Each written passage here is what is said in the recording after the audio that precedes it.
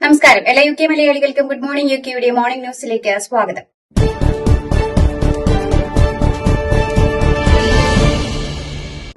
നിരോധിത ഭീകര സംഘടനയായ ബബ്ബർ ഖൽസിയുമായി ബന്ധമുള്ള ഖലസ്തീൻ അനുകൂല തീവ്രവാദ സ്ഥാപനങ്ങൾക്ക് ഉപരോധം ഏർപ്പെടുത്തുവാനുള്ള യു കെ സർക്കാരിന്റെ തീരുമാനത്തെ ഇന്ത്യ സ്വാഗതം ചെയ്തു.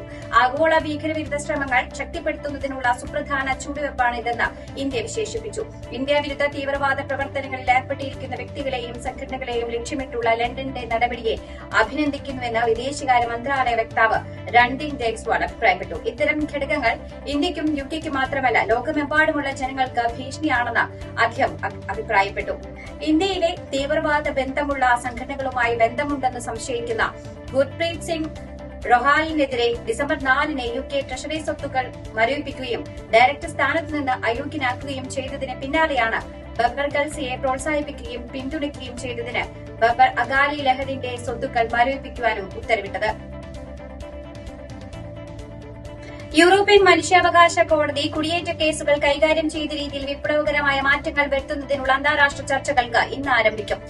അനധികൃത കുടിയേറ്റം തടയുവാനും അതിർത്തി നിയന്ത്രണം ശക്തമാക്കുവാനും നിയമങ്ങൾ പുതുക്കുവാനുമുള്ള ആവശ്യം ഉയർന്ന സാഹചര്യത്തിലാണ് ബ്രിട്ടൻ, ഡെൻമാർക്ക് തുടങ്ങിയ രാജ്യങ്ങൾ ആശയവിനിമയത്തിന് നേതൃത്വം നൽകുന്നത്.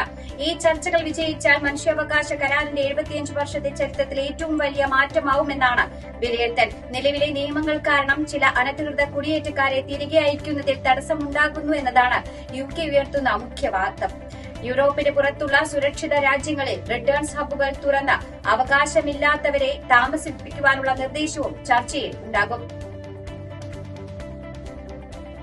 രാജ്യത്തെ ആയിരക്കണക്കിന് വെള്ളപ്പൊക്ക പ്രതിരോധ സംവിധാനങ്ങൾ ആവശ്യമായ നിലവാരത്തിൽ താഴെയായിരുന്നുവെന്ന പുതിയ വിശകലനം കണ്ടെത്തി.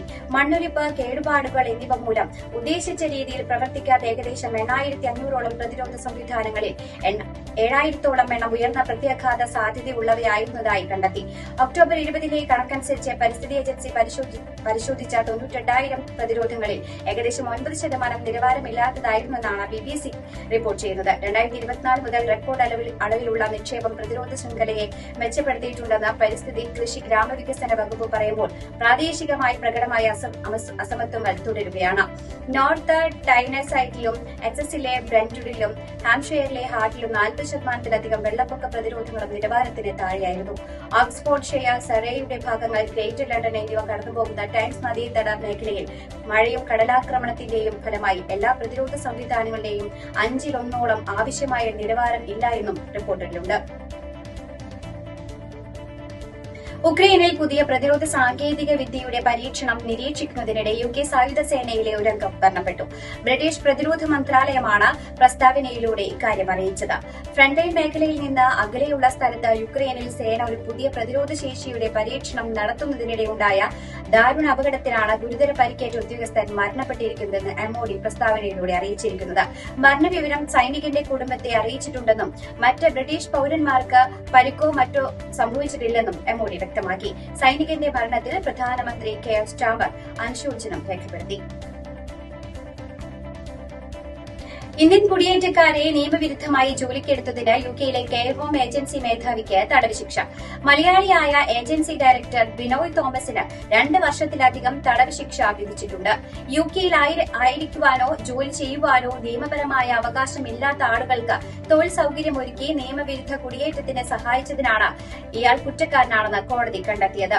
ഈസ്റ്റ് സസെക്സിലെ ലൂയിസ് ക്രൌൺ കോടതിയിൽ അദ്ദേഹത്തിന് 2.5 വർഷം തടവ് ശിക്ഷയാണ് വിധിച്ചിട്ടുള്ളത്. 13 ഇന്ത്യൻ പൌരന്മാർക്ക് ജോലി കണ്ടെത്തുവാൻ ഇയാൾ തന്റെ എമിഗ്രേഷൻ പ്രക്രിയയുമായുള്ള പരിചയം ഉപയോഗിച്ചതായി കോടതി പറഞ്ഞു. ഈസ്റ്റ് സസെക്സിലെ ബെക്സ്ഹിൽ ഓൺ സീയിലുള്ള A class care recruitment limited വഴി ഇന്ത്യൻ പൌരന്മാരെ കെയർ അസിസ്റ്റന്റുമാരുമായി ജോലിക്ക് റിക്രൂട്ട് ചെയ്തതായാണ് കോടതി കണ്ടെത്തിയത്. രാജ്യത്ത് ഫ്ലൂ കേസുകൾ വർദ്ധിച്ചതോടെ സ്കൂളുകളിലും വിദ്യാഭ്യാസ സ്ഥാപനങ്ങളിലും വീണ്ടും കോവിഡ് കാലത്തെ പോലെ നിയന്ത്രണങ്ങൾ നടപ്പിലാക്കുന്നു. കഴിഞ്ഞ വർഷത്തെ അപേക്ഷിച്ച് ഈ വർഷം ഫ്ലൂ രോഗബാധ വർധനവാണ് റിപ്പോർട്ട് ചെയ്യപ്പെട്ടിരിക്കുന്നത്. ലീഡ്സ് നഗരത്തിലെ ഒരു പ്രൈമറി സ്കൂൾ കഴിഞ്ഞ ആഴ്ച അസംബ്ലി ദൈർഘ്യം കുറച്ചതായും സാനിറ്റേഷൻ സ്റ്റേഷനുകൾ സ്ഥാപിച്ചതായും അറിയിച്ചു. വെയിൽസിലെ കാറ്റ്ഫില്ലിയിലെ മറ്റൊരു സ്കൂൾ രോഗബാധ കാരണം താൽക്കാലികമായി അടച്ചിട്ടിട്ടുണ്ട്. ഈ വർഷം ഫ്ലൂ സീസൺ നേരത്തെ ആരംഭിച്ചതായും റിപ്പോർട്ടുകളുണ്ട്. ആശുപത്രികൾ, ജീവനക്കാർ, രോഗികൾ, സന്ദർശകർ എന്നിവരോട് മാസ്ക് ധരിക്കുവാനും നിർദ്ദേശിച്ചിട്ടുണ്ട്. യുകെയിലെ നിരവധി സ്കൂളുകളിൽ ശീതകാല രോഗങ്ങൾ പഠനത്തിൽ തടസ്സങ്ങൾ ഉണ്ടാക്കുന്നുവെന്ന് school and college leaders association അറിയിച്ചു. അതേസമയം സ്കൂൾ അടച്ചിടൽ അത്യാവശ്യ സാഹചര്യങ്ങളിൽ മാത്രം ചെയ്യുകയുള്ളൂ എന്ന് വിദ്യാഭ്യാസ വകുപ്പും വ്യക്തമാക്കി. അയ്യപ്പ ഭക്തിഗാനമായ ശരണവിളിയുടെ നാദമായി എന്ന ഗാനത്തിലൂടെ ജനശ്രദ്ധ നേടിയ യുകെ അലിയൻസിന്റെ ഏറ്റവും പുതിയ ക്രിസ്മസ് സംഗീത ആൽബമായ ബത്ലഹേമിൽ കുളിരും രാവിൽ റിലീസ് ചെയ്തു. യുകെയിലെ അതിമനോഹരമായ ലൊക്കേഷനുകളിൽ ചിത്രീകരണം പൂർത്തിയാക്കിയ ഈ ഗാനം ക്രിസ്മസ് രാത്രിയുടെ മാന്ത്രികതയും ഭക്തിയും സമന്വയിപ്പിച്ചുകൊണ്ടാണ് പ്രേക്ഷകർക്ക് മുന്നിലെത്തിച്ചിട്ടുള്ളത്. ശ്രദ്ധേയമായ സാങ്കേതിക മികവാണ് ഈ ഗാനത്തിന്റെ പ്രധാന ആകർഷണം. ഗാനത്തിന്റെ സംവിധാനവും എഡിറ്റിംഗും ഛായാഗ്രഹണവും കൈകാര്യം ചെയ്തിരിക്കുന്നത് അഭിലാഷ് സുരേഷിനാണ്. സുനിൽ ഏലിയാസ് അസോസിയേറ്റ് ഡയറക്ടറായും പ്രവർത്തിച്ചിട്ടുണ്ട്. ഹൃദയസ്പർശിയായ വരികൾ എഴുതിയിരിക്കുന്നത് ബിജുരാജ് മാത്യുവാണ്. ഗാനത്തിന് ഹൃദ്യമായ സംഗീതം നൽകിയിരിക്കുന്നതും സംവിധായകൻ കൂടിയായ അഭിലാഷ് സുരേഷിനാണ്.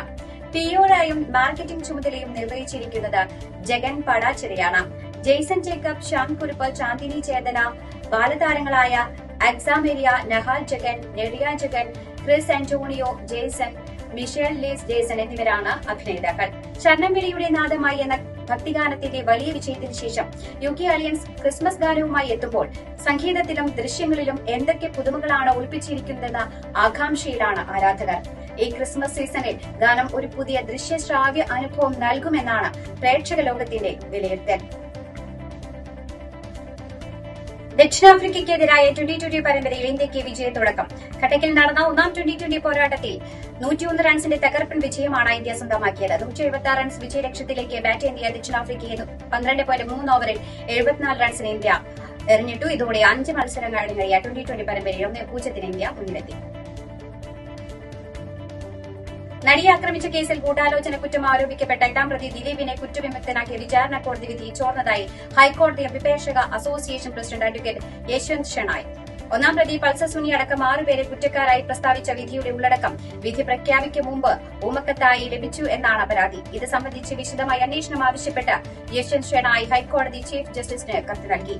ഊമക്കത്തിന്റെ പകർപ്പ് അടക്കമാണ് അസോസിയേഷൻ പ്രസിഡന്റിന്റെ പരാതി. RSS അനുകൂല സംഘടനയായ HRDSന്റെ പ്രഥമ സവർക്കർ പുരസ്കാരം ഏറ്റുവാങ്ങില്ലെന്ന് ശശി തരൂർ MP. താനുമായി കൂടിയാലോചിക്കാതെയും അറിയിക്കാതെയുമാണ് പുരസ്കാരം പ്രഖ്യാപിച്ചിരിക്കുന്നതെന്നാണ് ശശി തരൂർ അറിയിക്കുന്നത്. മറ്റൊരു പരിപാടിയുമായി ശശി തരൂർ കൊൽക്കത്തയിലേക്ക് പോകുമെന്നും MPയുടെ അടുത്ത വൃത്തങ്ങൾ അറിയിച്ചു. ഇതോടുകൂടി വാർത്താ ബുള്ളറ്റിൻ ഇവിടെ അവസാനിക്കുകയാണ്. എല്ലാ പ്രേക്ഷകർക്കും നല്ലൊരു ദിനം ആശംസിക്കുന്നു. കൂടുതൽ വാർത്തകളുമായി നാളെ കണ്ടുമുട്ടാം. എല്ലാവർക്കും നന്ദി, നമസ്കാരം.